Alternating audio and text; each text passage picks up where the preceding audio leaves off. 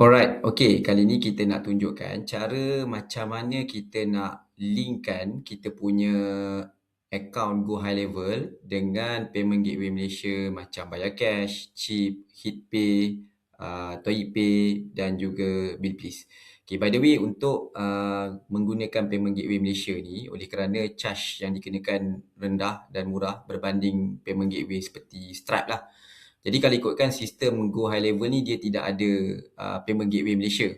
Tetapi oleh kerana kita dah pun MySentry dah pun modified, jadi kita dah boleh gunalah payment gateway Malaysia, yang mana kita menggunakan FluxPay. Ini adalah payment gateway yang kita berikan khas untuk subscriber di dalam agensi MySentry sahaja. Okey, jadi macam mana kita nak dapatkan dipanggil akses ni? Pertama sekali kena contact admin untuk berikan akses ni kepada akaun lah. So macam dalam kes akaun ni, kita dah installkan Flux Payment Integration. So macam mana kita nak pergi ke paparan ni? Pergi kepada payment. Okay, kita boleh pergi pada payment. Okay, saya ambil contoh. Okay, kita pergi pada payment. Okay, dan kita pergi pada bahagian integration.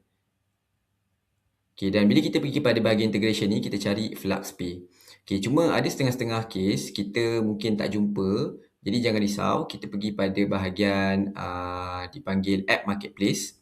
Okay, untuk setengah-setengah account lah. Dan kita boleh pergi pada bahagian Marketplace ni, pergi pada bahagian Install App. Jadi ni juga cara lain yang kita boleh gunakan lah untuk kita akses. So macam kes ni, ada FluxPay lah. Okay, ini MySentry dah install kan. Okay, jadi kita pergi pada FluxPay ni. Okay, so basically bila kita dibawa kepada paparan FluxPay ni, kita akan dibawa pada paparan yang inilah. Jadi kita akan dipanggil perlu set up lah peringkat awal. Caranya kita pergi kepada FluxPay setting. Okay, dan kita akan diminta untuk masukkan configure location ID ni lah. So mana kita nak dapat? Cara ni mudah je. Kita pergi ke bahagian setting. Okay, ni saya reverse balik. Okay, kita pergi pada bahagian setting. Okay, so kita pergi pada bahagian setting, macam dalam gambar ni. Okay. Okay, dan kita pergi pada bahagian business profile. Okay, kita pergi pada bahagian business profile. Okay, di sini kita akan jumpa dipanggil location ID. Ini ID unik lah untuk setiap account.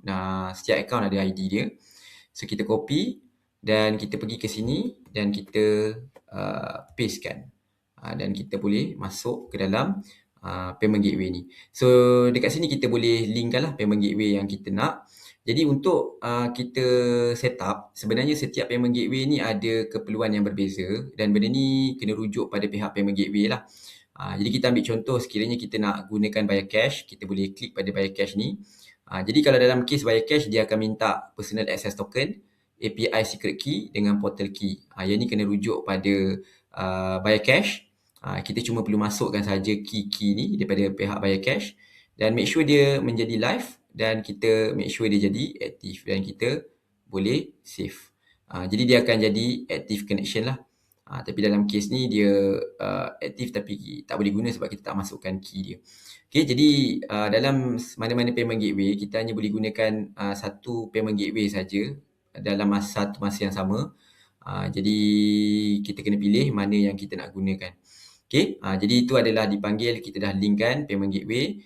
Okay, cuma bila kita dah linkkan dengan payment gateway ni, ada satu lagi step yang terakhir. Bila kita pergi ke bahagian FluxPay ni, ni antara benda lain lah yang kita kena buat adalah kita kena dipanggil setup tadi. Kalau kita tengok kat sini, setup key tadi. Okay, alright. Dan bila kita dah masuk ke dalam ni, dia tak connect sebab basically kita tak masukkan tadi key lah. Tapi bila kita dah connect, nanti kita akan pergi pada bahagian payment.